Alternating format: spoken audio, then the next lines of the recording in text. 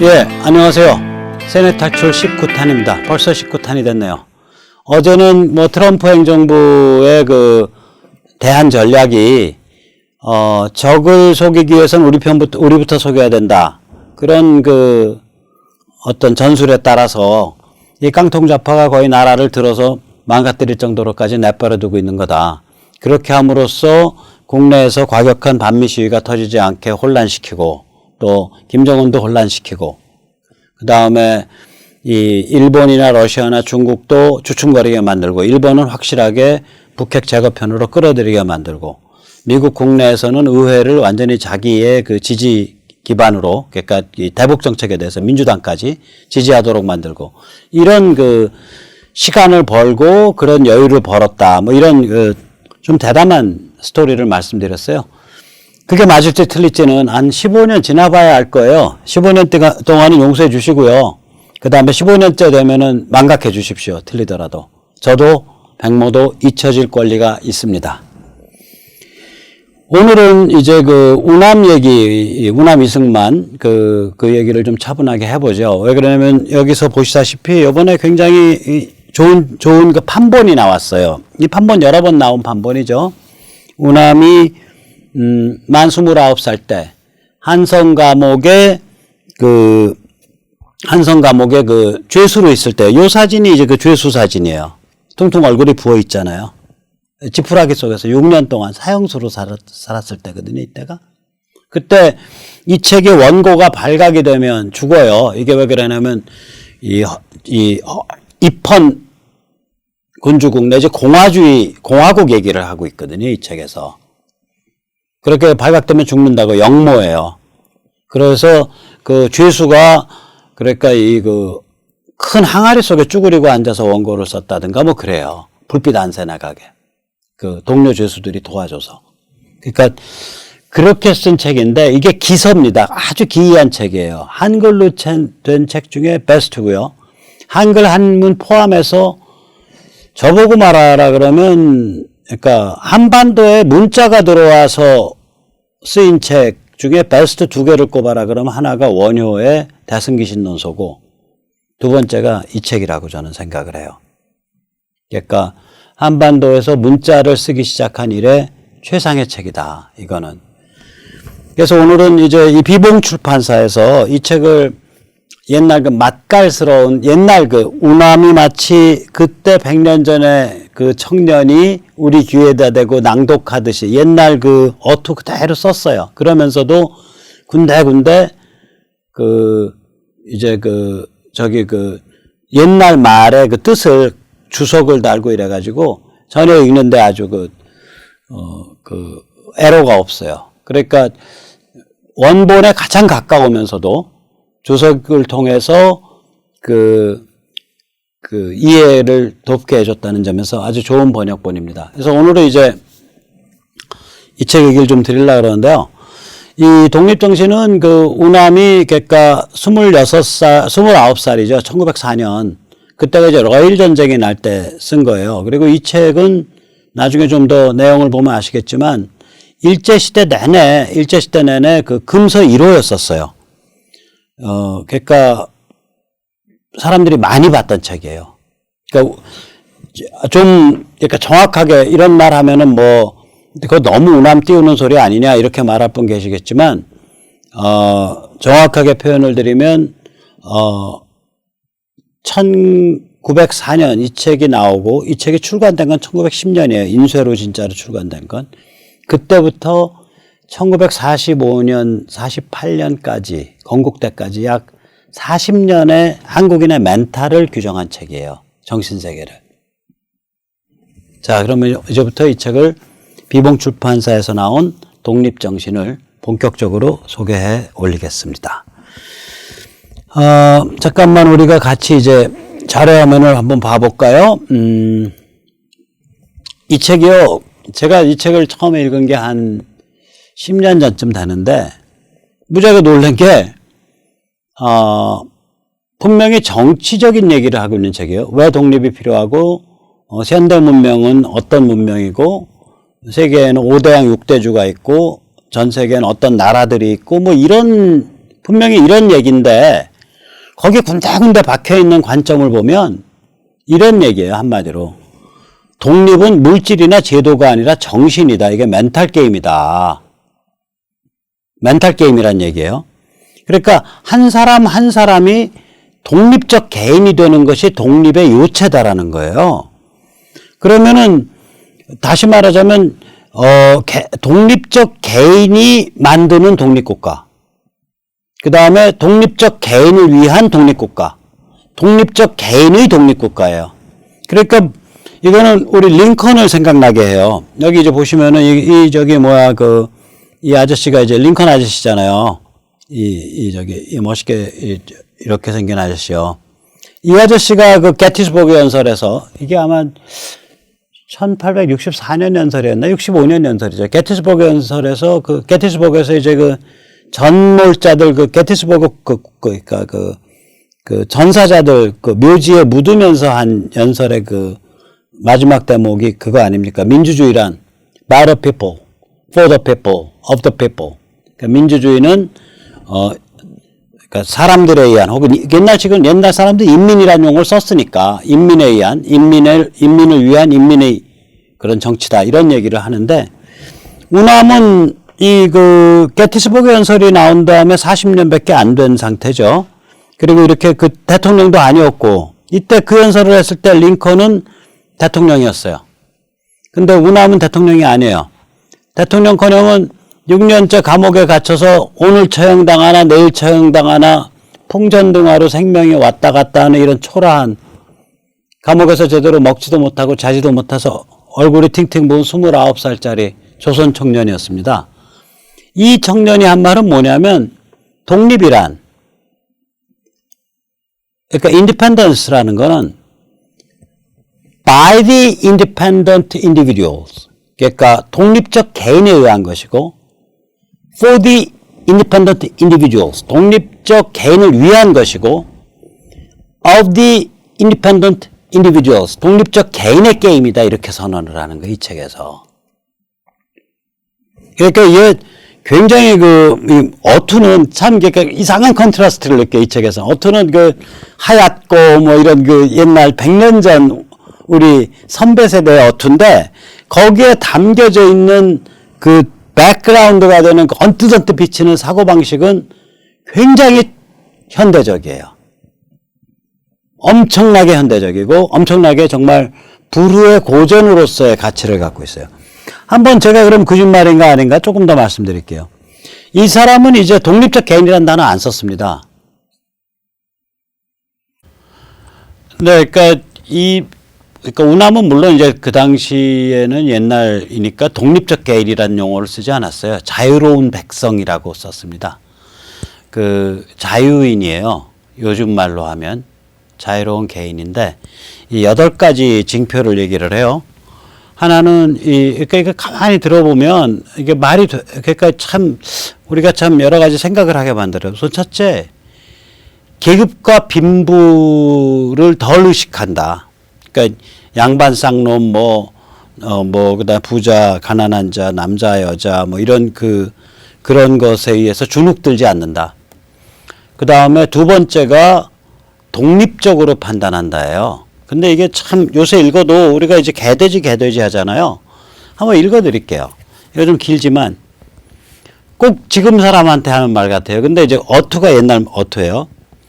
지금 우리나라 사람들의 생각은 모두 양떼 같아서 사람의 눈치만 보고 사람이 시키면 도살자의 집에라도 무리로 우르르 몰려가면서도 위태로운 줄 모른다.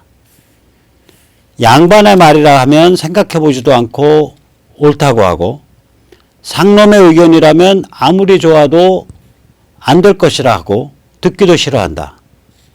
그리고 너 찬성이냐 반대냐 가부를 물어보면 첫째로 대답하는 말이 나는 남 하는 대로 할 거니까 남한테 먼저 물어봐 라고 하거나 혹은 이것도 좋고 저것도 좋아 내 의견은 별로 그렇게 중요하지 않아 이렇게 대답을 하거나 혹은 내 생각은 이러이러한데 내 생각보다는 아무개 생각이 말이 그러니까 대충 그대로 따르겠어 이렇게 말을 하거나 혹은 야, 남들도 다 그렇게 말하잖아. 그러니까 난 뭐 내 생각이 뭐 중요하겠냐. 그냥 남의 얘기 그냥 따라서 하지.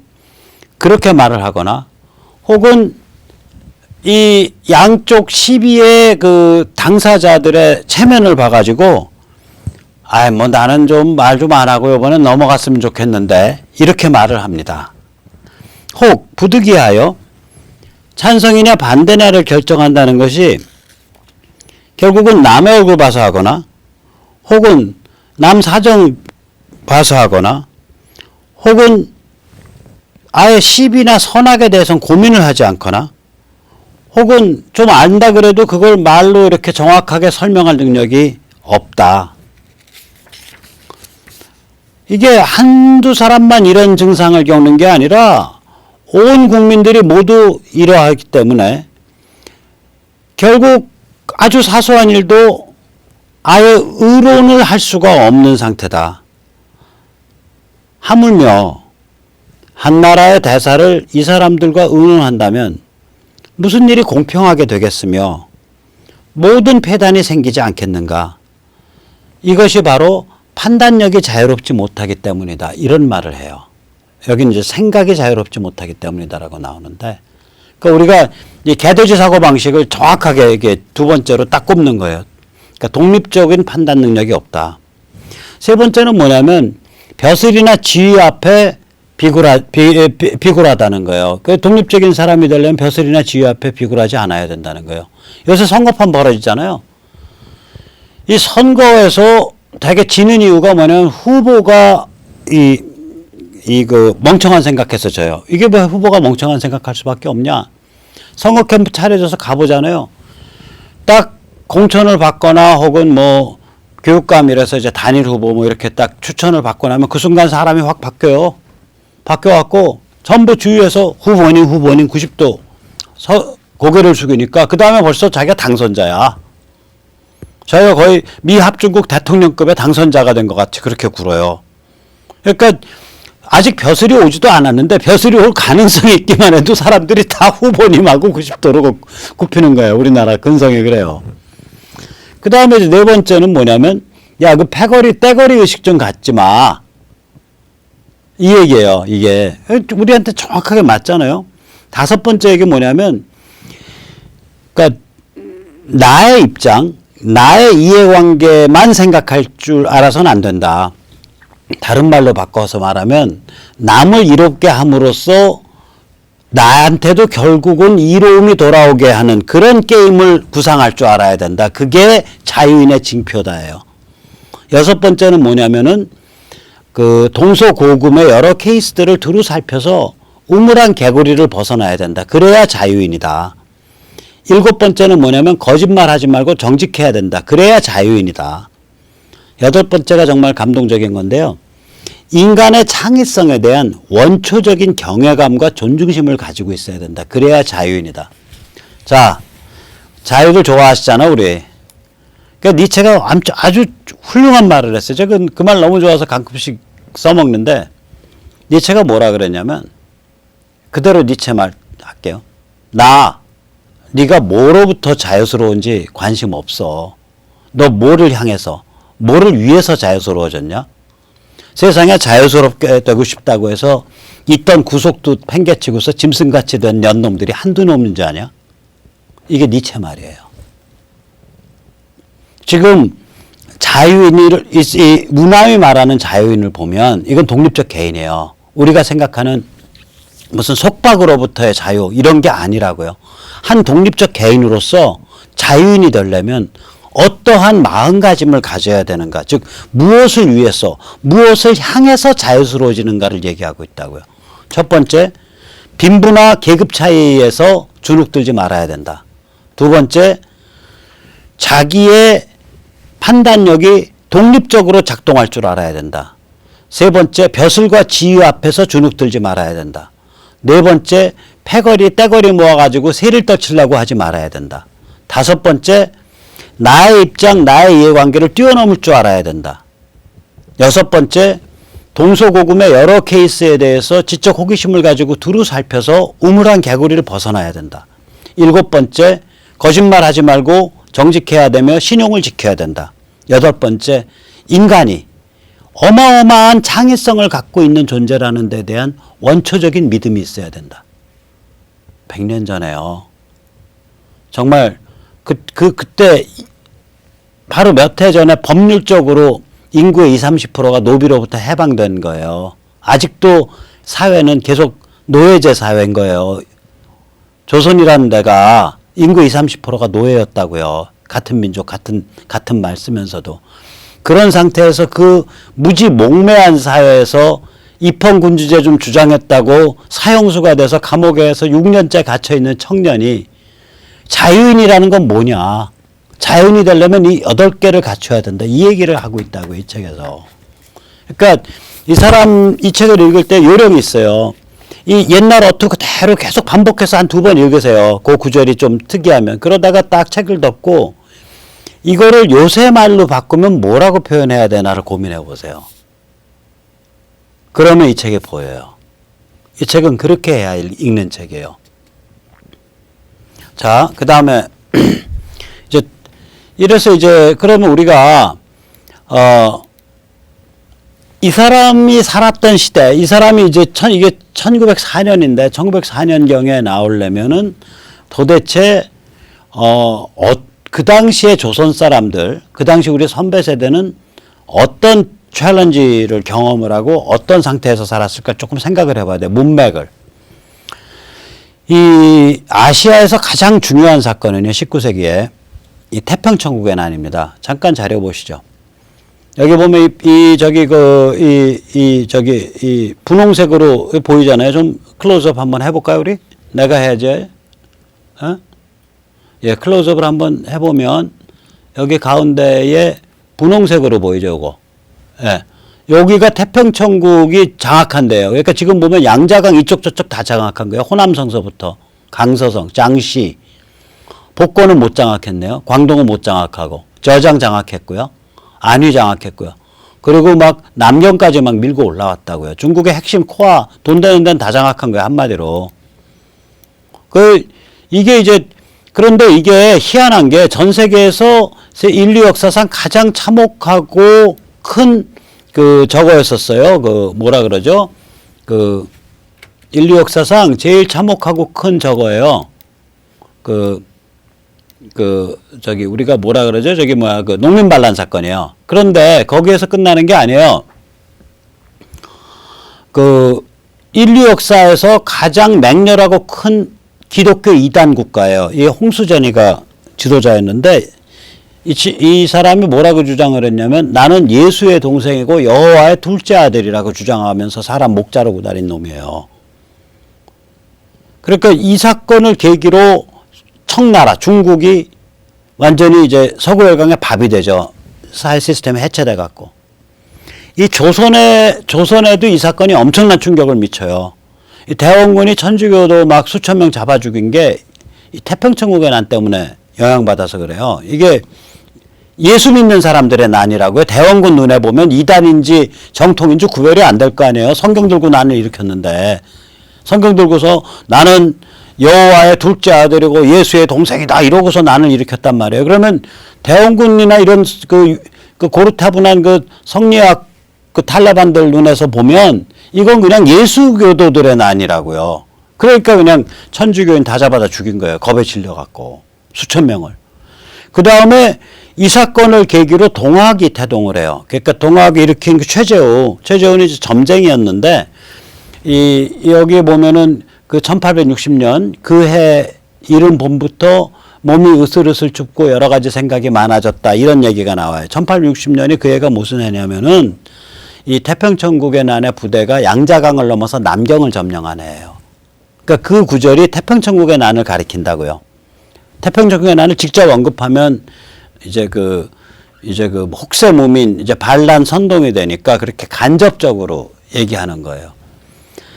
자, 그 다음에 그러면 이게 굉장히 큰 사건이었고, 그 동학 얘기가 나와야죠. 왜 그러냐면 이게 우리 현대사회, 우리 근대 1800년대 말에 굉장히 큰 흔적을 남긴 사건이니까, 동학은 같은 동학이 아니에요.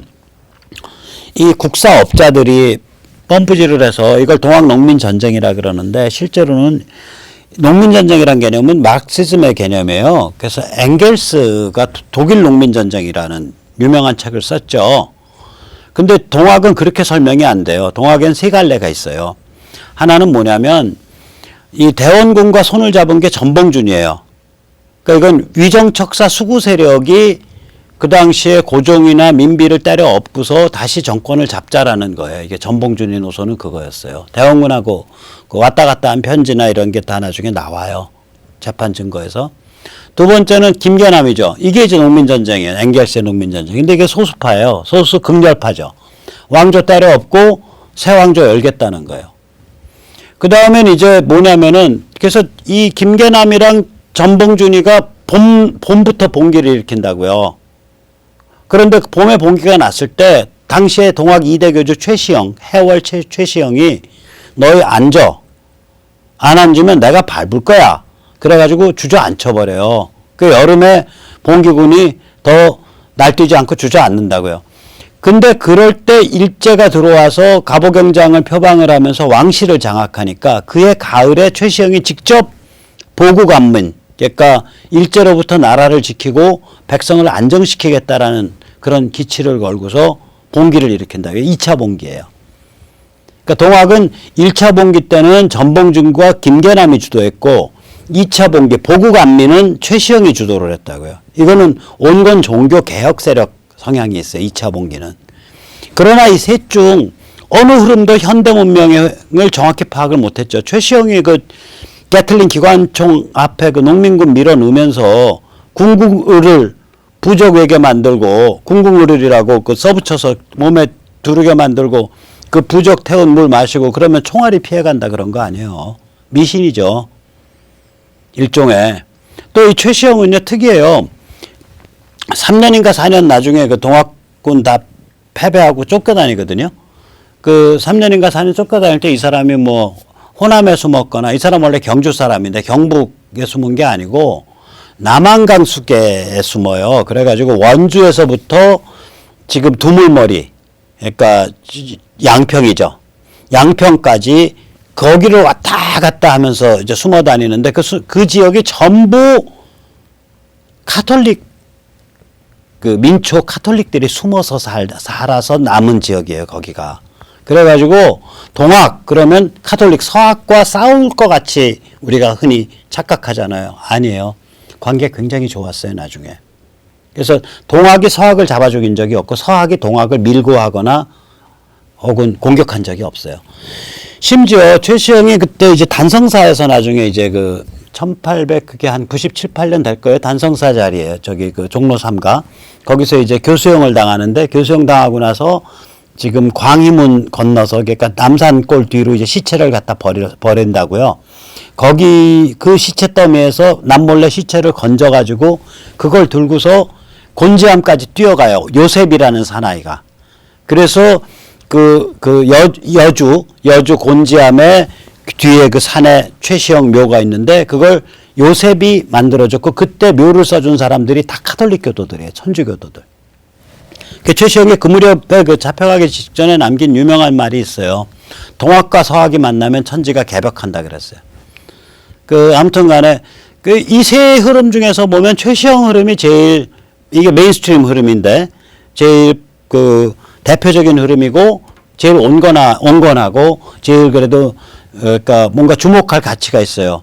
근데 이거를 마치 김계남이 하나 내세워가지고 전체를 엥겔스적 계급투쟁 농민반란으로 몰아가고 있는 게 지금 국사업자들 얘기죠. 그러니까 저는 고백을 하면 저희 할아버님이 그 전남 고흥의 동학 그 책임자였어요. 그래서 실제로 여기 관계를 하셨다고. 근데 저희 집안에서 어렸을 때 들었던 전승이나 이런 걸 들어보면 최시영 쪽이에요.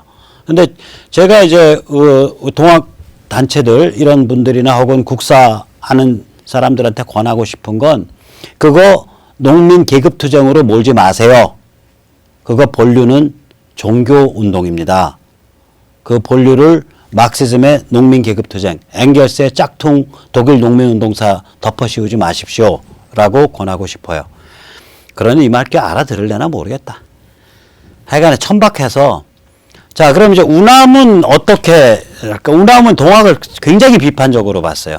이건 증산교 만든 강증산도 마찬가지인데, 둘 다 뭐라고 봤냐면은, 대중에너지가 비극적으로 소진되고 낭비된 케이스로 본 거예요, 이게. 강증산은요, 전승에 의하면 동학군들이 이제 다 봉기해서 막 죽창 들고 몰려나갈 때 강증산이 그 뒤를 다니면서 울었다는 거 아니에요. 이렇게 해봐야 이루는 일은 없고 사람만 죽어나간다. 일본 애들 좋은 일밖에 아니다, 이거는. 절대 이러지 마라. 그리고 강증산이 그걸 청년이죠, 그때는. 강증산이 1871년생쯤 되니까 그때 한 서너 살일 때요. 그거를 울면서 말리고 다녔다는 거 아니에요. 이 강증산이 1908년에 나라 망한 다음에, 나라는 1905년에 망한 거예요. 1910년이 아닙니다. 1905년 을사늑약 때 망한 건데, 나라 망한 다음에 1908년에 지었다고 진 시는이가 아주 유명하죠. 같이 한번 보시죠, 자료화면. 만국 활계 남조선. 그러니까 한반도 남쪽은 세계 여러 나라의 번영을 위한 모델 케이스가 된다, 이런 뜻이 돼요. 청풍명월 금산사. 금산사는 이 미륵신앙의 상징이에요. 구원의 상징이에요. 그러니까 구원이라는 건 청풍명월과 같은 것. 그러니까 예술이나 과학이나 영성의 결합이지 피바다에 있지 않다. 그 뜻이에요. 이게 청풍명월 금산사가. 그 다음에 문명계와 삼천국. 세계 모든 나라의 문명이 꽃피운다. 그래서 도술, 운통, 구만리. 과학, 지식, 소통이 지구를 촘촘히 엮는다. 이런 희한한 시를 남겼어요. 나 이 사람 무당인데 이거 상당히 대단한 무당이라고 생각을 해요. 뭐 증산교 믿으신 분은 너무 그렇게 제 말에 기분 나빠하지 마십시오. 어쨌거나 이 운암은 또 좀 다른 면에서, 그러니까 운암은 훨씬 이제 과학적이죠. 과학적인 관점에서 이제 나중에도 그런 게 언뜻언뜻 드러나지만, 결국 이러한 대중에너지의 낭비, 그리고 수많은 민초가 거지가 되고 떠돌이가 되고 죽었고, 저희 할아버님도 동학 참가했다가 그 동학 끝난 다음에 한 3, 4년을 거지로 사셨거든요. 고향의 뿌리를 다시 못 박으니까. 그 옛날에 고향의 뿌리를 못 박으면 그지잖아요. 유민 아니에요. 그러니까 그러고 자수성가를 하셨어요. 다른 시골 궁벽한 마을에 들어가셔서. 근데 운암이승만 이거는 대중에너지 낭비시킨 일이다. 이런 일이 있으면 안 된다. 이런 그러니까 어떤 대중에너지가 폭발할 때는 거기에 뭔가 전략 전술이 있고 현대 문명을 정확히 읽고 세계 정세를 정확히 읽은 어떤 노림수가 제대로 있어야 된다는 거예요. 운암 입장은. 이런 운암의 자기 선배 세대들, 그러니까 동학도 자기 선배 세대잖아요. 운암은 이제 1975년생이니까 동학 일어났을 때 만 19살이란 말이에요. 동학난 일어났을 때. 운암이 선배 세대들이나 아무튼 자기랑 입장이 다른 노선들, 안중근의 예를 들면 이토 히로부미 암살 사건 이런 거에 대해서도 운암은 상당히 비판적이었을 거예요. 왜냐면 나중에 누구죠? 저기 미국 선교사 누구 하나 미국 교포가 죽였잖아요. 그것 때 또 운암 비판적이었거든요. 그런 테러로는, 그런 단발성 테러로는 운동을 발전시킬 수 없다. 뭐 당장 의기가 끌어오르고 당장 이 비분간개한 마음이 충족되는 건 있지만 운동은 그렇게 해서 발전되는 게 아니다라는 관점이에요. 그게 이제 참 희한한 일이 있었어요. 운암 이승만이 나중에 대통령을 했을 때 장흥에 사는 어떤 안씨성 가진 분이 왔어요. 이분이 자기가 안중근 의사의 먼 친척벌 되는데 안의사 사당이 없다. 내가 장흥에 안의사 사당을 짓겠다. 안의사는 원래 이제 황해도 사람이죠. 안의사 사당을 지을 테니까 나라에서 좀 도와주셔. 그러니까 운암이 그래 도와줄게. 그래서 사당 짓는 돈을 준 거예요. 그래서 안중근 의사 사당이요. 전남 장흥에 있어요. 그리고 사당 짓는 돈을 도와주고 운암이 편액을 잘 씁니다. 한문을. 이 해동명월이라고 쓴 이 지금 사진에 보이는 이게 이제 오른쪽부터 읽어야 돼요. 바다해, 동력동, 발글명, 달월. 해동명월이라고 쓴 이 편액을 내린 거예요. 그 사당에. 그래서 이게 운암 글씨예요. 운암 한문 참 글씨 잘 써요. 서해를. 시원시원해요. 이 해동명월 딱 편액을 내렸는데 이게 운암이 어떻게 보면 짓궂은 거고 어떻게 보면 참 대단한 사람이다 이거예요. 자, 장흥이란 데가 어딥니까? 거기가 동학군이 마지막 전투를 치룬대요. 동학군이 우금치에서 학살당하고 전남 화순 너리째 고개를 넘어서 퇴각을 하고 거기서 다시 전남 장흥 그 시골까지 쫓겨가서 거기서 마지막으로 관군이나 일제군하고 붙고 이제 다 이제 죽고 지고 이제 뿔뿔이 흩어져서 이제 바닷가 길 따라서 도망가고 쪽배 타고 도망가고 그래요. 저희 할아버님은 거기서 쪽배 타고 도망 나왔어요. 장흥에서. 근데 그런 동학에 그게 서려 있는 곳이라고요. 마지막 그 비극성이. 근데 안중근은요, 이 황해도의 그 유지집 자식이에요. 그래가지고 이 황해도의 동학군을 토벌하는 토벌대에 참여를 했다고요. 왜 그러냐면 그때 이제 유지들은 산포라 그래가지고 사병을 거느렸어요. 산포가 이제 매산자에 포수할 때 포예요. 그러니까 이 그 사냥꾼들을 집안의 식객으로 10명, 20명 거느리고 있는 거예요. 유지라는 게. 안중근 아버지가 그랬다고요. 큰 부자니까 황해도에. 그래가지고 동학이 전 난이라고 불러도 돼요. 왜 그러냐면 우리 할머니한테서 내가 들은 얘기가 동학 난이란 소리 들었으니까 전 지금도 이게 안 바뀌어요. 뭐 동학 갑오 농민전쟁 이런 막시스트 빨갱이 같은 용어는 그거 못 부르고요. 동학 농민전쟁 이것도 잘 안 나오고요. 그냥 동학 봉기 아니면 동학 난이에요. 그러니까 동학 난이라고 제가 그걸 비하하는 얘기 아닙니다.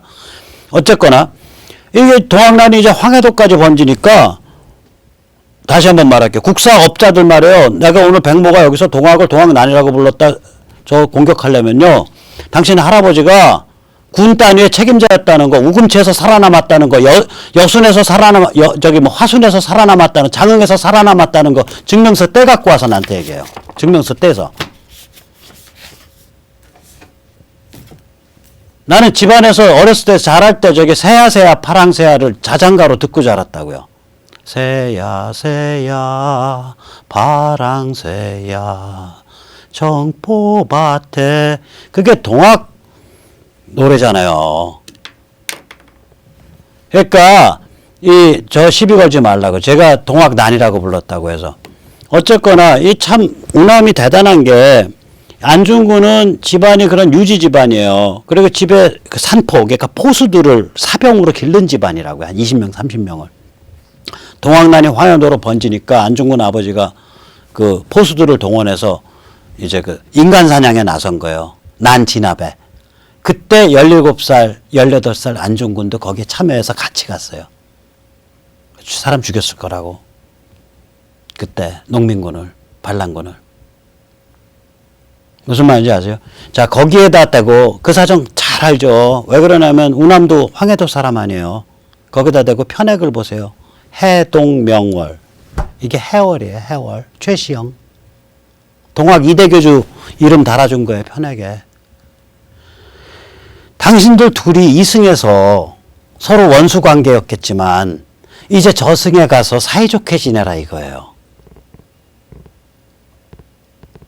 무슨 말씀이에요? 이 해석을 이렇게 하는 사람은 저밖에 없어요. 왜냐면 이런 히스토리를 사람들이 모르니까 이런 해석을 못하죠. 안중근은 동학의 원수고요. 안중근 사당이 선 자리는 동학군이 마지막으로 싸우다가 쓰러져간 전남 장흥이고요. 희한한 일 아니에요?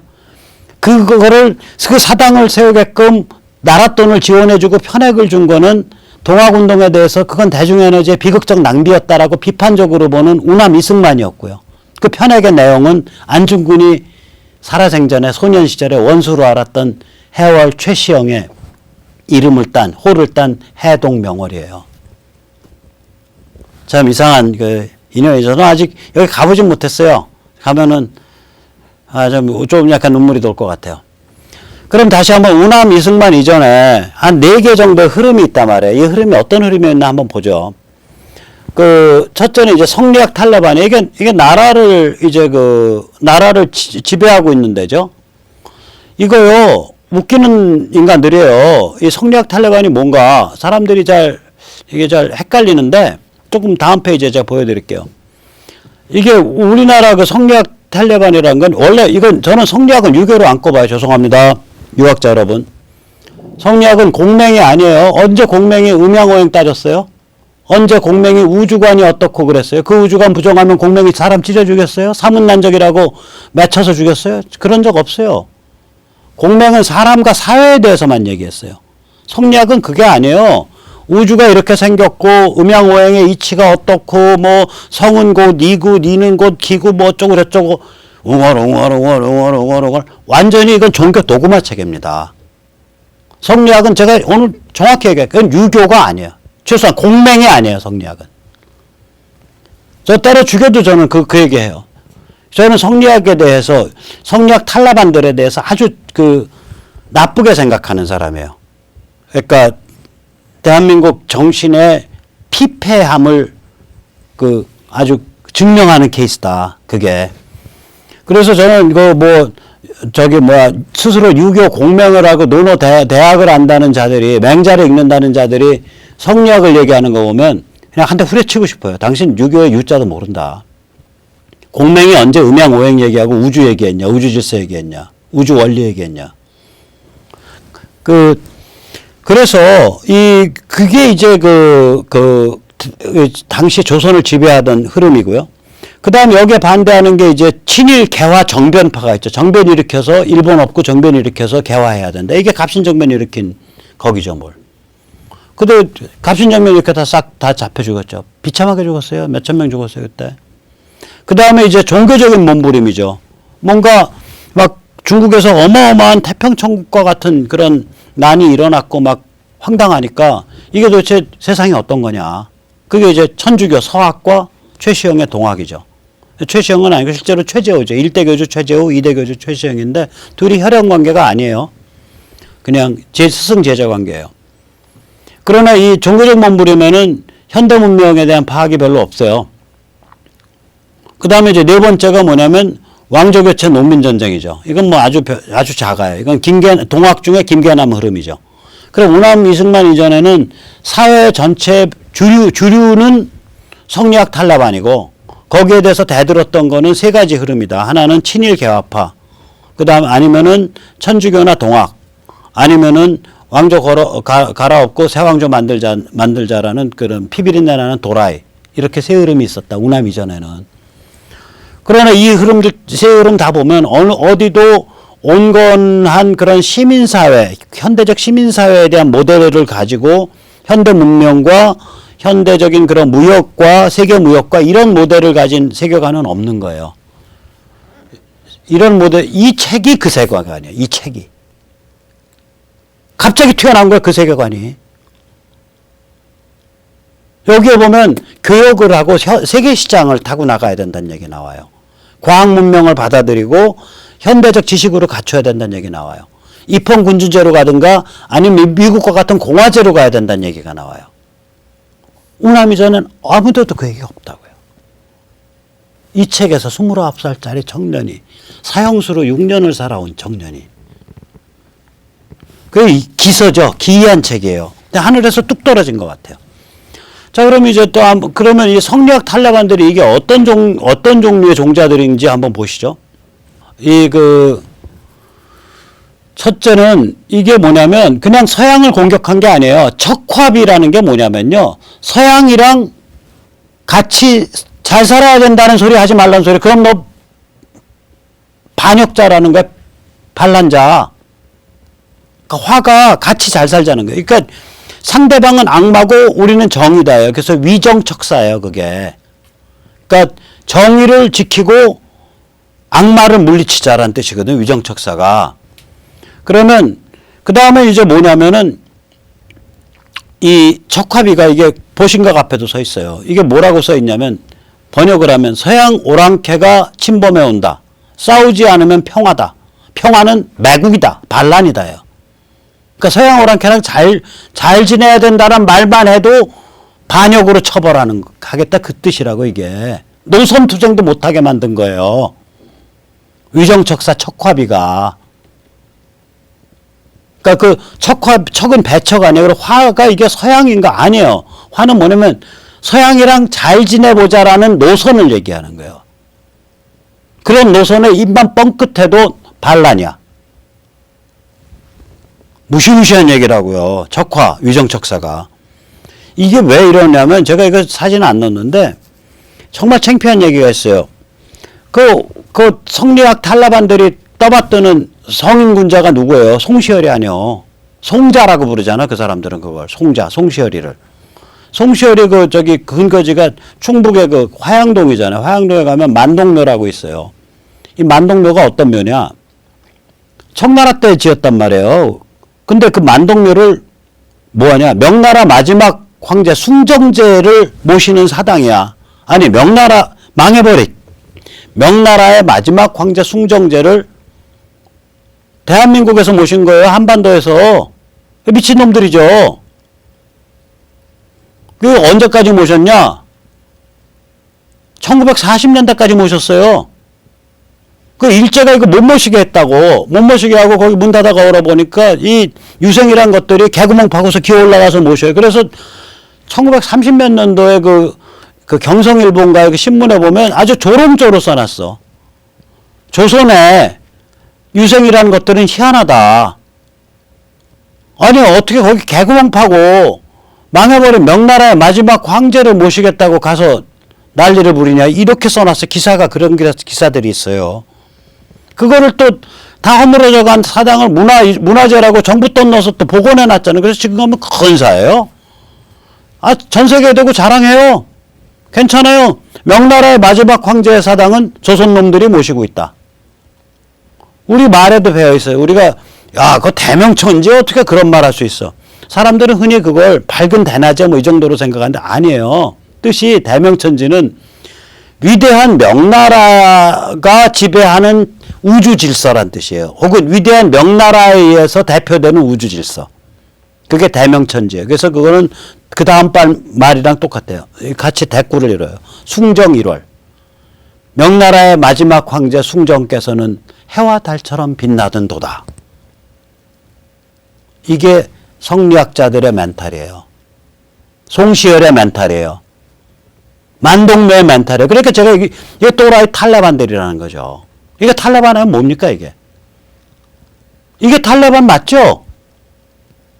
아니, 망해버린 중국 마지막 황제를 여기에다가 청나라 때 사당을 만들어 놓고 거기다가 명나라, 위대한 명나라에 의해서 대표되는 우주 질서요.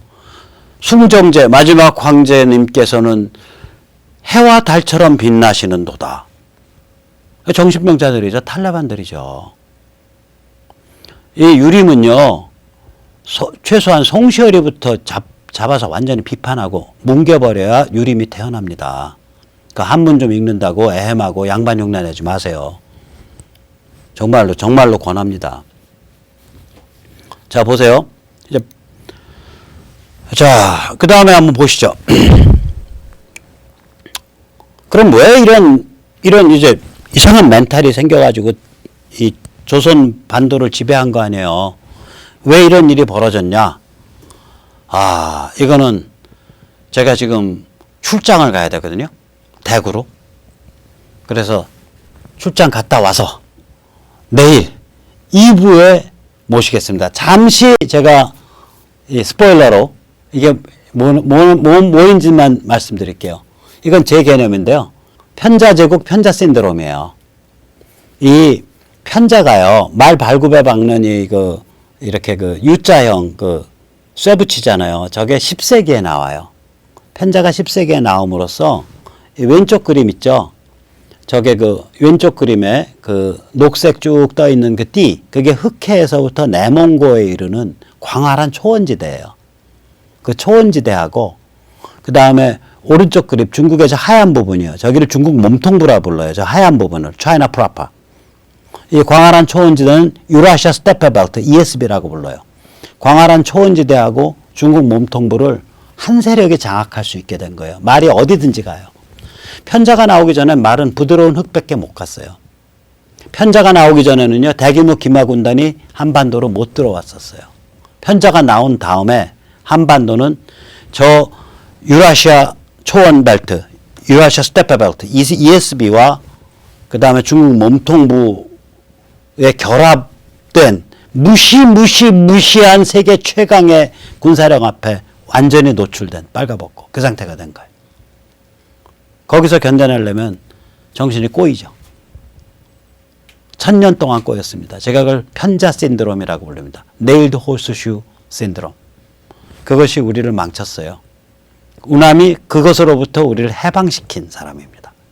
1000년의 정신병으로부터 해방시킨 거인이 바로 이 청년 사형수 29살짜리 우남이었습니다. 네, 다음에 2부 모시겠습니다. 감사합니다.